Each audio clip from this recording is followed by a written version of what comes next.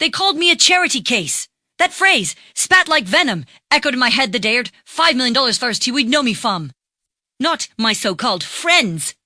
Not the same voices that laughed behind my back when I wore thrifted clothes to meetings or brought homemade. Lunch to a restaurant where they ordered champagne. They would never know that the pathetic girl who couldn't even afford a decent car had been sitting on a secret fortune one I'd built quietly, obsessively, while the world pitied me. The day I gave it all away was the first day I ever felt truly free.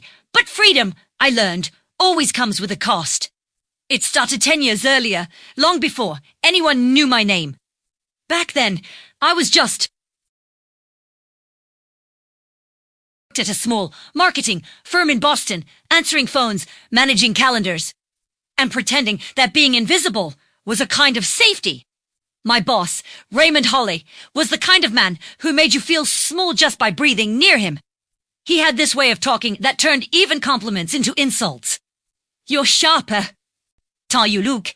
Layla Smide's flicking worn-out shoes. I'd nod, smile politely, and take his notes to the trash can where most of his great ideas ended up. Money was always tight back then. My rent chewed up most of my paycheck, and the rest disappeared into utilities and groceries.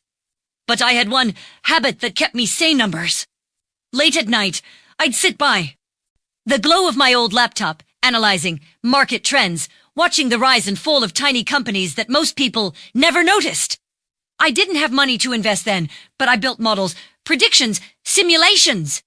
I wanted to understand how wealth moved, how it grew, how it slipped through fingers like sand. The turning point came one rainy evening. The office was empty, and I was cleaning out a filing cabinet when I found a folder marked confidential inside, where investment reports, real estate developments, private equity, ventures, all tied to the company's senior executives. They were moving money in ways that skirted legality but never quite crossed it. The numbers fascinated me. Not because I wanted to expose them, but because I saw something no one else did, the pattern behind their greed. That night, I went home and started something new. I built an algorithm, my own secret project designed to predict undervalued, emerging markets. It was crude at first, just a messy collection of formulas and half-tested theories. But after months of refinement, it began to work.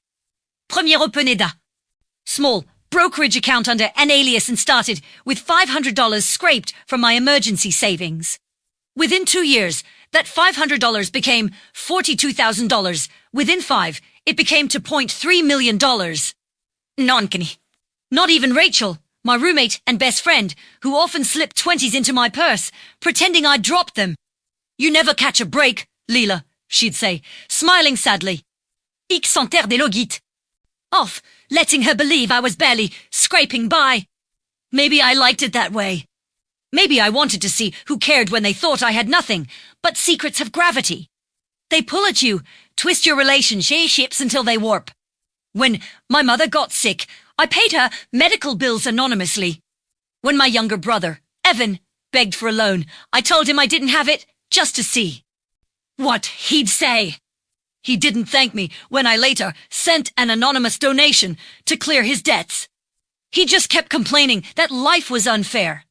The truth is, I became addicted not to the money, but to the invisibility it gave me. Being rich in secret meant I didn't owe anyone anything. I could watch the world, untouched, unjudged. But the day the world found out, well, that was when everything burned. It started with a dinner. Raymond had been promoted and decided to host a celebration at a downtown steakhouse. Everyone from the Lulate clinking like promises. I almost didn't go, but Rachel convinced me. Come on, you deserve a night out. Who cares if they're all jerks? Halfway through dinner, Raymond stood up with his wine glass. Raised, let's toast to success, he declared. And to Leela, who's been with us through thick and thin. Though, honestly, Leela, I've always wondered how you manage. What's the secret? Living off canned soup and goodwill.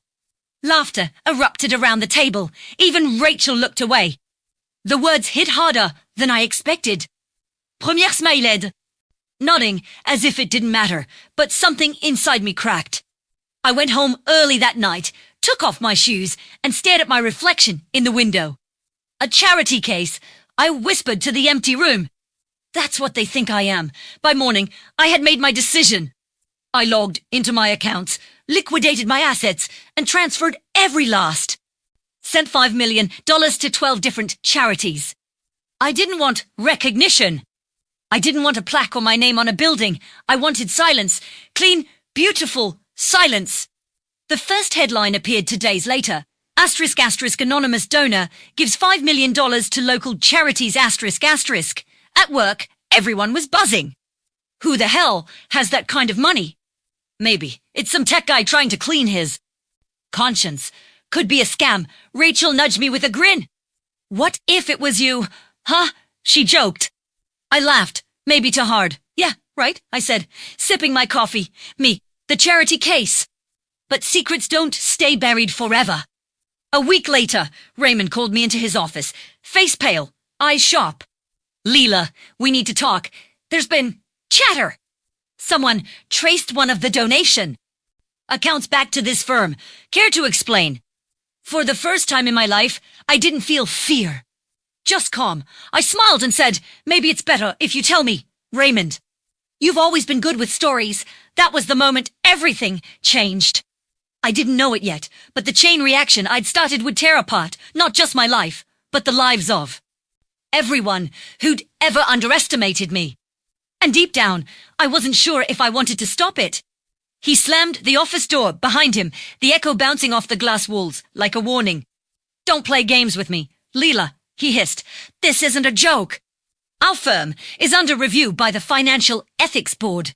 Someone funneled millions through shell accounts connected to our system. You were the only one with administrative access that week. I didn't flinch. I'd been waiting for this. Administrative access. I tilted my head, feigning confusion. You mean the access I had because you told me to clean up your reports? He froze. I watched his face twitch, that perfect corporate calm cracking like thin ice. Raymond wasn't. Used to people talking back especially, not me. EOZ. To contrôle. But control only works when the other person cares about what you can take from them. I didn't. Not anymore. Don't you dare try to drag me into whatever this is, he said, his voice rising. If the investigators find anything, they'll find you. I interrupted softly. They'll find your offshore accounts, your little tax-dodging games. Je n'embère. Don't lie. Remember. For a long, suffocating moment, we just stared at each other. He realized then that I wasn't bluffing. The same spreadsheets and models I'd studied to build my fortune had also revealed his. I'd seen every dirty detail. Get out, he finally said, his voice trembling with fury. You're fired. And if I hear one word from you, I'll make sure no one in this city hires you again. I stood, smoothing my skirt, my heart strangely steady. That's okay, I said, reaching for the doorknob. I was never planning to stay. When I walked out of that office for the last time, I didn't feel free. I felt weightless, like a ghost watching her own life vanish behind her. The elevator ride down felt endless. By the time the doors opened, I wasn't sure if I was relieved or terrified. Rachel met me that evening at our apartment, waving a bottle of cheap wine like a victory flag. You quit. She gasped when I told her. Leela, are you serious? You've been there for years. What are you going to do now? I shrugged, pouring myself a glass. I'll figure it out. She eyed me with concern. You've been weird lately. Ever since that donation story broke. You're not telling me something, are you? Her tone was half joking, but there was something sharp under it. I'd known Rachel for 8 years. She could read me too easily. I forced a smile. I'm fine. Ratch, just tired of being a charity case. She laughed. You're not a charity case. Leela, you're just poor. I interrupted before I could stop myself. Her laughter faltered. That's not what I meant. I know, I said quickly, changing the subject. Forget it. I just need a break. But that night, as I lay in bed staring at the ceiling, I realized I couldn't stay there. The donation had made too much noise. The audit would only grow deeper. Raymond wasn't the kind of man who let things go quietly, and I'd given him every reason to come after me. By morning, I was gone. I left Rachel a note short. Careful, impersonal. Ratch, don't worry. I just need time to figure things out. I'll call you when I can. Thank you for everything. I deleted my social accounts, closed my phone plan, and drove north in my old Honda until the skyline faded. Intouchable. I ended up in a small coastal town in Maine, renting a cabin from an old fisherman who didn't ask questions and didn't seem to care who I was. For the first time in years, I slept without alarms. Days turned into weeks. I walked the cliffs, cooked for myself, and watched the sea swallow the horizon each evening. The anonymity was intoxicating. No one cared about my past. No one looked at me with pity or suspicion. I was just another quiet stranger with too many books and no clear purpose. Then one morning, I walked into the town cafe and saw it my face. On the front page of a newspaper. Mystery donor under investigation for possible financial misconduct. But the headline was a grainy forilis, mi-expression. Irrédable. The article mentioned irregular transfer patterns, anonymous shell entities, and a potential insider with access to confidential data. They didn't have proof. But they were looking. I felt the blood drain from my face. The barista noticed. You okay? She asked kindly. Yeah, I murmured. Just someone I used to know. I left the paper on the counter and walked out, heart pounding. I knew it was Raymond. He was trying to shift the heat onto me. Probably feeding investigators just enough information to keep them circling my name. But I also knew something he didn't, the algorithm, the system I'd built. It wasn't just an investment tool. It recorded everything, every transaction, every false account he'd created, every dollar that didn't add up. I hadn't destroyed it. I'd hidden it. Back in my cabin, I booted up my old laptop. The screen flickered to life, showing the encrypted drive I hadn't opened in months. My hands shook as I entered the password. There it was, the ledger, the truth. I could clear my name easily. Hand it all over to the board, watch Raymond's empire collapse. But as I scrolled through the files, I saw something that froze me. Transactions linked, not just to Raymond but to Rachel. Small at first, then larger. Payments routed through consulting companies I'd never heard of, ending in her name. It didn't make sense. She'd always been broke, always joking about ramen dinners and rent extensions. But there it was, plain as day money tied to the same laundering network as Raymond's accounts. Mi beste frien. I stared at the screen until my vision blurred. A single, haunting thought cut through the shock. She hadn't been oblivious. She'd been watching me. And if the news had reached this far, it meant she knew exactly where I was. The first knock came at midnight, soft, almost hesitant. Like someone testing the air before they spoke a lie. I froze. The cabin was pitch black except for the dim, blue glow of my laptop, its fan whispering like a warning. Foan, premier tol mis elfit. Was a wind or a branch or low close their low, but they again 3 precise taps. I closed the laptop and slid it under the couch cushion. My pulse thudded in my throat. No one was supposed to know I was here. No one. Leela, the voice was unmistakable, calm, familiar, poison wrapped in silk. Rachel, I moved to the door slowly, every muscle screaming, don't open it. But something in me, some mixture of disbelief and morbid curiosity, nobby. There she was, me best friend. The girl who'd once split pizza with me at 2 a.m. and cried with me after my mother's funeral, except now she looked sharper. Like the city had carved her down to her most dangerous parts. Erco à toi. Designer, her hair immaculate despite the rain. And her eyes, those soft brown eyes that used to overflow with empathy, had turned cold, calculating. Hey, she said lightly. As if we'd just bumped into each other at the grocery store. You're hard to find, you know that. I stood silent. Can I come in? She asked after a pause, already stepping forward. The door closed behind her before I could answer.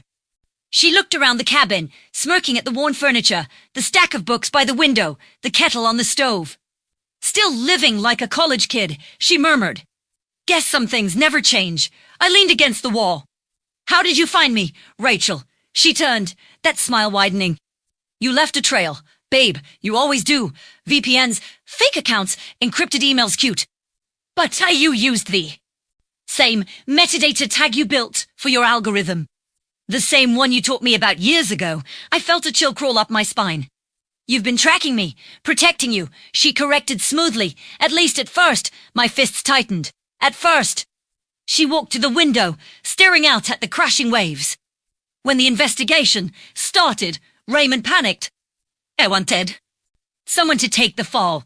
I made sure it wasn't me. Or him. You were convenient. I didn't breathe. You helped turn then, Eglantine. I helped us, Leela. Don't play dumb. You think you're the only one who saw how corrupt that place was. I was in deeper than you realize. You had your little algorithm. Premier Dax. Together we've found that. Company. I never wanted to own it. I snapped. I wanted out, and you got out, she said, shrugging. Congratulations. Except you didn't just walk away, you burned the whole thing down. The donation, the leaks, it all traced back to you. Do you have any idea how much trouble you've caused? I laughed harsh, disbelieving. You mean how much trouble I've caused you? She didn't deny it. The silence between us stretched thin and dangerous. Rain hammered the roof, a rhythm to steady, to be comforting. I could feel her watching me, measuring every flicker of emotion. What you want, Rachel? She smiled faintly. The drive. My stomach dropped. I know you still have it, she said. Raymond's records, the full ledger. That's what they're after. You think this investigation is about some missing donation money? Please, this is about leverage. Those files could take down half the board and you're singing like a fou. You are a parafita, said Quali. Your name's in there too. Something in her expression shifted. A flicker of panic, quickly buried. That's why you should give it to me. I'll clean it up. Protect you. Protect us. I took a step back. You don't want to protect me, Rachel. You want to erase me, she sighed, and for a heartbeat, she almost looked sad. Leela, don't make this hard. That was when I saw it, just a glimpse of metal under her coat. A gun. Small, black, sleek. I felt my throat tighten, but I kept my voice steady. You're not going to shoot me. Her hand hovered near the pocket. No, I'm not. But someone else might, if you don't hand over that drive. You're bluffing. She smirked. Try me. For a long, suffocating moment, neither of us moved. Then I did the only thing that felt right. I laughed. It startled her, the sound raw and jagged, cutting through the tension like glass. You think I'm afraid of losing what? I said. Money, a job, my reputation. Premier giveaway. $5 million just to prove I didn't need any of it. You can't threaten someone who's already lost everything. Rachel's smile faltered. I stepped closer, my voice low. You want the drive? Go ahead, find it. But I promise you, if anything happens to me, everything in that ledger gets sent to the authorities automatically. Every transaction. Every company, every single dollar, with your name on it. Her pupils dilated. You're bluffing, she repeated, though her voice trembled. Try me, I echoed. The rain outside had turned to thunder, a low growl shaking the walls. For a long moment, I thought she'd pull the trigger. Then she didn't. She exhaled, stepped back, and forced a smirk. You always did know how to play dirty, she said softly. I'll give you that. She turned and walked to the door. Tease isn't over. Leela, Raymond's losing control. He's desperate. You'll see.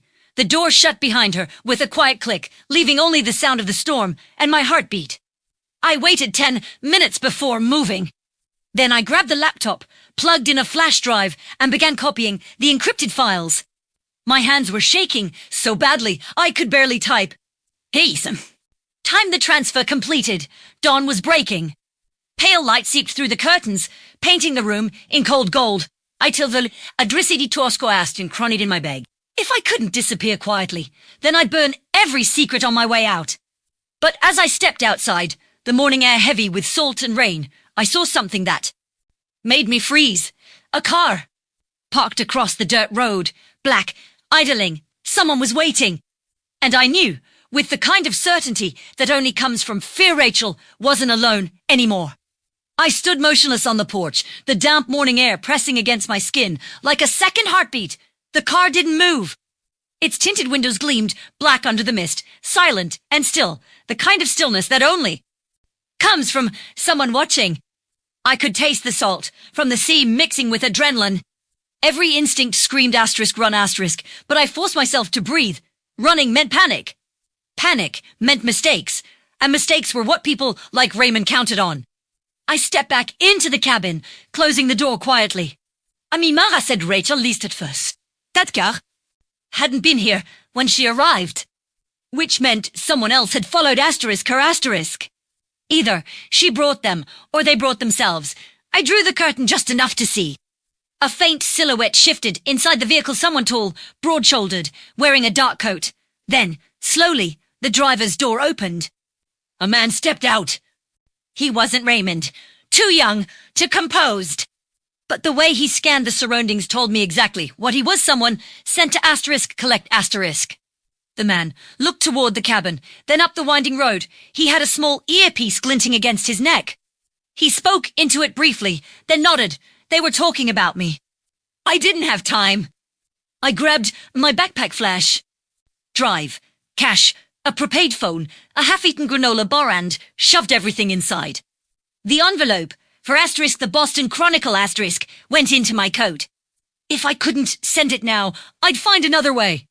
I slipped out the back door, boots crunching softly against the wet gravel. The woods behind the cabin were thick with fog, the kind that swallowed sound and sight. Perfect for disappearing if I could stay quiet enough. Branches clawed at my coat as I ducked deeper into the trees. My lungs burned with every step, but I didn't stop. I could still hear faint voices from the road, muffled, male, deliberate. One of them laughed. The kind of laugh that said they weren't in a hurry. They thought I was still inside. I moved faster, heart pounding in rhythm with the distant thunder. The forest floor dipped, then sloped sharply downward toward the cliffs. I remembered the trail from my earlier walks. It led to a service road that connected to the main highway. If I could reach it before they noticed. Then I heard it. A car door slammed. Check around back. A voice barked. I froze, pressing myself against a mossy trunk. Footsteps. Crunched closer, slow, methodical. 2 sets. They weren't rushing. Professionals never did. One of them called out, "Cabin's clear. Back door's open." The other cursed under his breath. She's in the woods. I closed my eyes, forcing myself to stay calm. I couldn't outrun them. Not like this. I needed distance, confusion, time. I crouched low, grabbed a handful of stones, and threw them toward the opposite side of the clearing. They clattered against the underbrush with a convincing crash. There! One shouted, and both men moved toward the sound. I slipped the other way, following the edge of the ravine, until I reached the old wooden fence that marked the cliffside trail. My boots slid on the slick ground, nearly sending me over. They crawled toward the edge, peering down the stairwell. The bag was caught on a landing far below, torn open. The flash drive glittered faintly under the beam of a flashlight. Someone was there tall, wearing tactical black, face obscured by shadows. He bent down, picked up the drive, and looked up. Our eyes met through the darkness. He smiled. "Thank you, Miss Carson," he said, voice low and eerily polite. "We'll take it from here." "No," I shouted, starting down the stairs. But before I could move to steps, he raised his hand and the entire base of the lighthouse exploded in light. A concussion wave ripped upward, slamming me against the wall. The staircase groaned, twisting like bone under pressure. Screaming, metal drowned the sound of the sea. The floor beneath me gave way. I fell. I don't remember hitting the ground. Just flashes smoke, pain, the taste of salt and blood. The sound of boots retreating, and the faint hum of a helicopter fading into the distance. When I opened my eyes again, the lighthouse was burning. Rachel lay crumpled nearby, motionless. Her face peaceful even, the bows the drive. I pushed myself upright, every nerve on fire.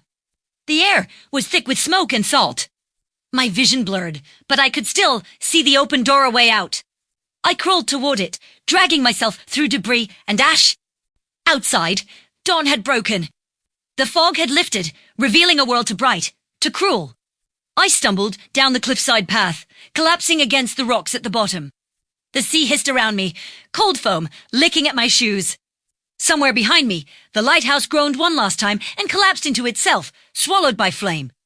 I sat there until the fire was nothing but smoke and memory. They had the drive, the evidence, the proof of everything. I had nothing left, no money, no leverage, no allies. And yet, as I stared out at the endless water, something inside me hardened. Rachel was wrong about one thing. I hadn't done all this for redemption. I'd done it because I believed secrets should die in the light. They thought they'd erased me. But I still had one weapon left, my memory. I knew every name on that ledger. Every company, every transaction. And I was going to make sure the world knew them too. But first, I had to disappear again. This time, not to hide. This time, to strike. The hospital smelled like bleach and quiet death. When I woke, my body ached like I'd been scraped raw from the inside out. A nurse leaned over me, young, tired eyes, the kind that had seen too many people claw their way back from almost gone. Easy, she murmured, adjusting in for a line. You're lucky you're alive. I blinked against the sterile light. My throat was raw, words sticking like stones. Where? Where am I? St. Augustine Memorial. Fisherman, found you on the rocks near Gull Point. You had hypothermia, concussion, a few cracked ribs. She paused, studying me carefully. You're Leela Carson, right? I hesitated. No, a faint smile. Didn't think so. Rest, miss. Whatever dash your dash name dash is. Doctor'll be by soon. When she left, I started seeing myself to everything. The drive, the files, my identity burned away in that explosion. But I still had what they didn't. The ledger lived inside me now. Every number and transfer, seared into memory. I could still rebuild it. And if they thought I was dead, even better. I waited until nightfall before slipping out. The gown was useless against the cold, but I found a set of scrubs in an unattended laundry cart and pulled them on. Outside, the air tasted of rain and exhaust. I stole a cap from a delivery driver's dash and vanished into the night. For days, I drifted, bus stations, cheap motels, nameless diners. I used cash, never cards. Slept with one eye open. Every time a black car slowed on the street, my breath caught. Every time someone looked along, I flinched. It wasn't paranoia, if they really were watching. By the fifth night, I made it to Boston. The city pulsed with energy. I once found comforting taxis, streetlights. The smell of rain on pavement, but now it felt like walking through a ghost version of my old life. I kept my head down as I made my way to a quiet public library near Back Bay. I found a terminal in the corner and logged onto a new, encrypted session using a burner system. Her words hit like a slap. I didn't know what he was doing. You didn't asterisk what he was doing. She spat. You just made your precious algorithm and looked the other way because you liked the money. That wasn't true. It couldn't be. But as her eye died, her free hand suddenly swung, catching me across the face. The world tilted. I stumbled, disoriented, and she tore the bag free. She ran for the stairs, shouting down, I've got it! Cover me! I reached out, grabbing her coat. Rachel! She turned just as another. Gunshot echoed from below. The impact threw her backward. For a heartbeat, she just stood there, mouth open, eyes wide with something that wasn't pain yet just confusion. Then her body went limp. The bag slipped from her shoulder, tumbling down the stairwell, followed by the echo of her fall. Silence. The world seemed to stop moving. The wind howled through the broken glass, carrying the faint, metallic scent of blood. I crawled toward the edge, peering down the stairwell. The bag was caught on a landing far below, torn open. The flash drive glittered, faintly, under the beam of a flashlight. Someone was there tall, wearing tactical black, face obscured by shadows. He bent down, picked up the drive, and looked up. Our eyes met through the darkness. He smiled. Thank you, Miss Carson. He sighed, voice low and eerily polite. We'll take it from here. No, I shouted, starting down the stairs. But before I could move to steps, he raised his hand and the entire base of the lighthouse exploded, in light. A concussion, wave ripped upward, slamming me against the wall. The staircase groaned, twisting like bone under pressure. Screaming, metal drowned the sound of the sea. The floor beneath me gave way. I fell. I don't remember hitting the ground. Just flashes smoke, pain, the taste of salt and blood. The sound of boots retreating and the faint hum of a helicopter fading into the distance. When I opened my eyes again, the lighthouse was burning. A Rachel crumpled Neil Breichenless pale, peacefully in the bag gun. So was the drive. I pushed myself upright, every nerve on fire. The air was thick with smoke and salt. My vision blurred, but I could still see the open doorway out. I crawled toward it, dragging myself through debris and ash. Outside, dawn had broken. The fog had lifted, revealing a world too bright, too cruel. I stumbled down the cliffside path, collapsing against the rocks at the bottom. Zusea hissed around me, cold foam licking at my shoes. Somewhere behind me, the lighthouse groaned one last time and collapsed into itself, swallowed by flame. I sat there until the fire was nothing but smoke and memory. They had the drive, the evidence, the proof of everything. I had nothing, left no money, no leverage, no allies. And yet, as I stared out at the endless water, something inside me hardened. Rachel was wrong about one thing. I hadn't done all this for redemption. I'd done it because I believed secrets should die in the light. They thought they'd erased me. But I still had one weapon left, my memory. I knew every name on that ledger, every company, every transaction. And I was going to make sure the world knew them too. But first, I had to disappear again. This time, not to hide. This time, to strike. The hospital smelled like bleach and quiet death. When I woke, my body ached like I'd been scraped raw from the inside. Out. A nurse leaned over me, young, tired eyes, the kind that had seen too many people claw their way back from almost gone. Easy, she murmured, adjusting in 4-line. You're lucky you're alive. I blinked against the sterile light. My throat was raw, words sticking like stones. Where am I? St. Augustine Memorial. Fisherman, found you on the rocks near Gull Point. You had hypothermia. Concussion, a few cracked ribs. She paused, studying me carefully. You're Leela Carson, right? I hesitated. No, a faint smile. Didn't think so. Rest, miss, whatever your name is. Doc'll be by soon. When she left, I stared at the ceiling, piecing myself together. They'd taken everything. The drive, the files, my identity burned away in that explosion. But I still had what they didn't. The ledger lived inside me now, every number and transfer seared into memory. I could still rebuild it. And if they thought I was dead, even better. I waited until nightfall before slipping out. The gown was useless against the cold, but I found a set of scrubs in an unattended laundry cart and pulled them on. Outside, the air tasted of rain and exhaust. I stole a cap from a delivery driver's dash and vanished into the night. 4 days, I drifted. Bus stations, cheap motels, nameless diners. I used cash, never cards, slept with one eye open. Every time a black car slowed on the street, my breath caught. Every time someone looked too long, I flinched. It wasn't paranoia, if they really were watching. By the 5th night, I made it to Boston. The city pulsed with energy, I once found. Comforting taxis, streetlights, the smell of rain on pavement, but now it felt like walking through a ghost version of my old life. I kept my head down as I made my way to a quiet public library near Back Bay. I found a terminal in the corner and logged onto a new, encrypted session using a burner account. My fingers shook as I typed, * anonymous submission, financial crimes inquiry *. Then I began to write. Every name, every offshore account, every shell company. Piece by piece, I rewrote the ledger from memory. E=6, Sabed. I'd read all everything. When I hit send, the data vanished into the encrypted portal I'd designed years ago as a contingency. Back then, it was just a safety net. Now, it was a weapon. The message went to 6 investigative journalists across the country, each tagged with the same subject line, charity case. The irony wasn't lost on me. I didn't expect an immediate reaction. Leaks took time to surface. But within 24 hours, whispers began to ripple through the digital dark.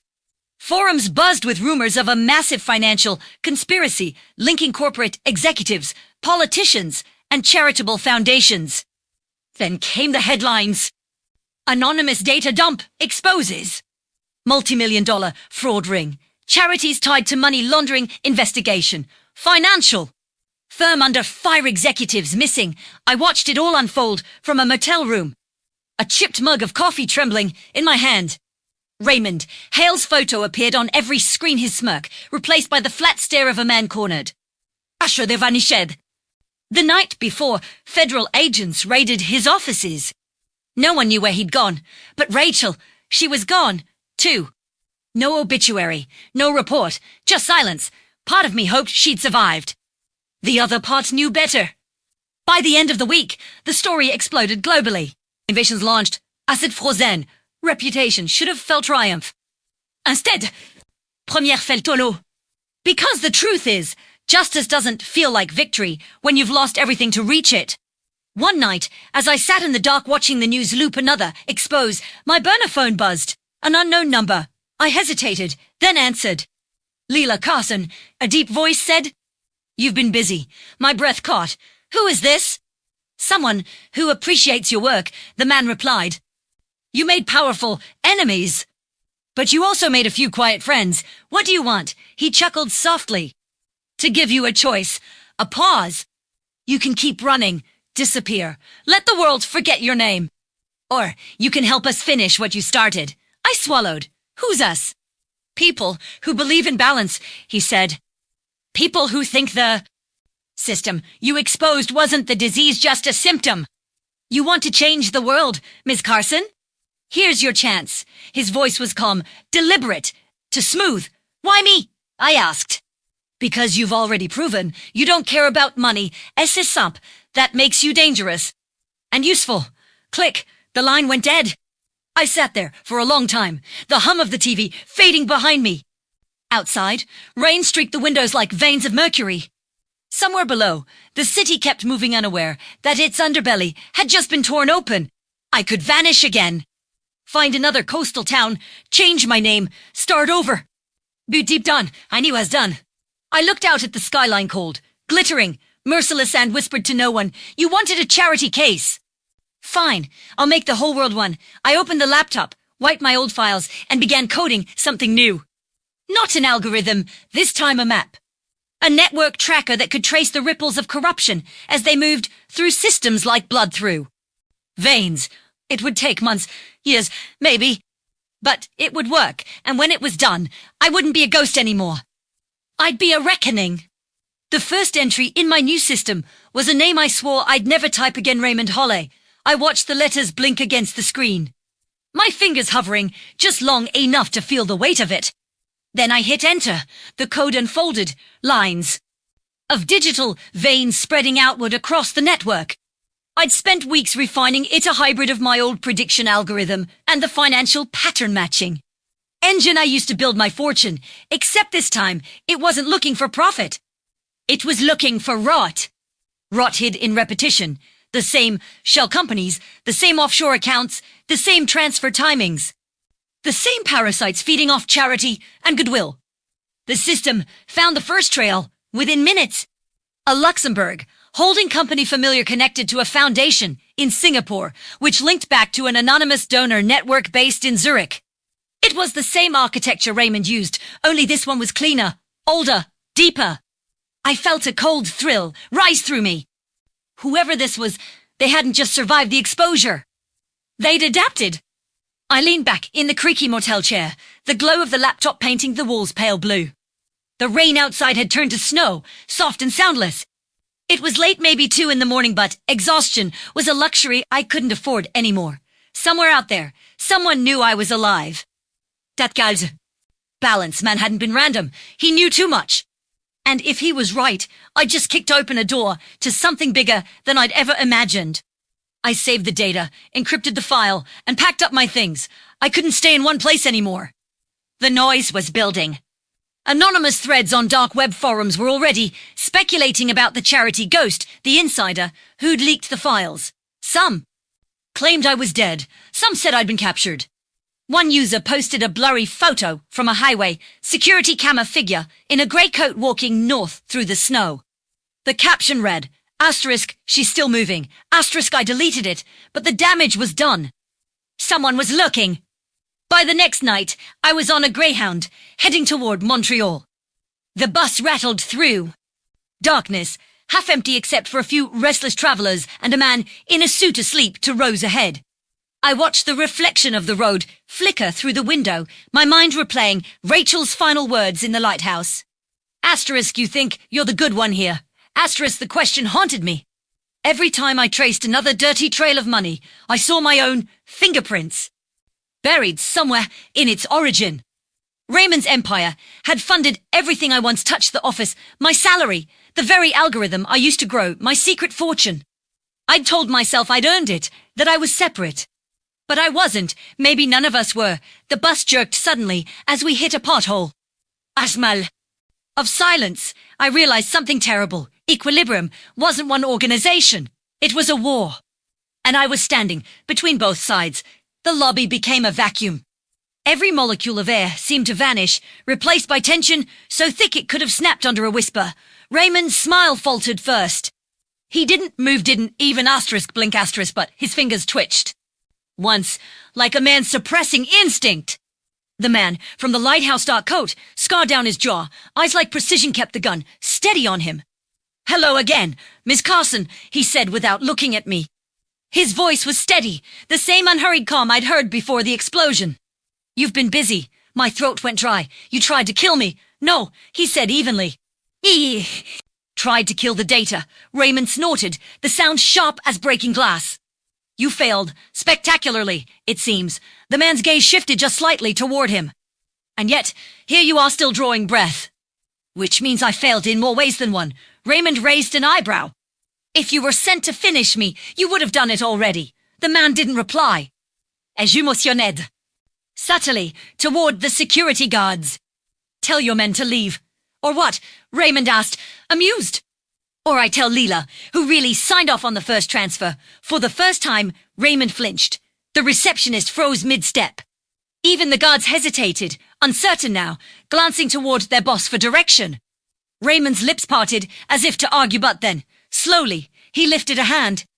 "Itegates." "Fine," he said tightly. "Wait outside." The guards obeyed, leaving the three of us in the cavernous lobby. The gun didn't lower. The man finally turned to me, his expression unreadable. "You want the truth, Miss Carson. You're standing in the middle of it." I took a step back. "Start talking." He gestured toward Raymond with the barrel of his gun. Equilibrium started. As a surveillance network, private, deniable, built to monitor global finance, it was supposed to expose imbalance. Find corruption before it metastasized. Raymond chuckled. That was the sales pitch. Anyway, the man's jaw tightened. Until people like him decided imbalance was profitable. I looked between them. "You worked asterisk together asterisk. We built the original architecture," the man said, "before he monetized it. Before resold. Access to the highest bidder." Raymond sighed. "You always were dramatic, Eli." The name snapped into place in my head. Asterisk Eli. Asterisk, that's what Rachel had called the man on the encrypted line once weeks before the donation. Scandal broke. Eli ignored him. When we realized what they turned it into, we burned everything. Every copy, every ledger except yours. My stomach dropped. Eno dead. You were the blind test case. An independent system seeded with fragments of our code. You weren't supposed to find it. You weren't supposed to use it. But you did, and you did it better than anyone expected. I shook my head. "No, I built that algorithm myself." Eli's eyes soft, not pitying, but tired. "You built a doorway. We just made sure it led somewhere." It felt like the floor tilted beneath me. The walls, the sterile light, the hum of hidden electronics, all of it pressed closer. Raymond smiled faintly. "You see, Leela, you were never outside the system. You were part of the design." "No," I whispered. You think $5 million buys redemption?" His voice cut through mine. "It bought you asterisk entry." "Asterisk enough," Eli snapped. Raymond turned toward him, amusement flickering again. "You still think you're the hero in all this?" "I'm just trying to balance the scales," Eli said. "And what's balance without control?" Raymond murmured. "That's what you still don't understand. Chaos doesn't fix corruption, it multiplies it." Eli's gun didn't waver. "We'll find out." Raymond smiled, then moved. In a blink, he grabbed the receptionist, yanking her in front of him. A gun appeared from beneath his jacket sleeve, silent, inevitable. He pressed it to her temple. "Now, we negotiate," he said quietly. Eli didn't move, but his stance shifted one fraction to slow. Raymond's eyes found mine. "You want the truth? Here it is. I built Equilibrium to do one thing: force humanity to behave. The money, the scandals, the power, all necessary leverage. Corruption isn't the disease, Leela. It's the cure for chaos. I stared at him. You destroyed people, he smiled thinly. People destroy themselves. I just gave them the rope, the receptionist whimpered softly. Her fear filled the space like oxygen. Eli's voice was calm. Let her go. Holly, drop the gun first. Silence. Then movement. Not Eli. Me. Without thinking, I lunged for the receptionist, shoving both her and Raymond sideways. The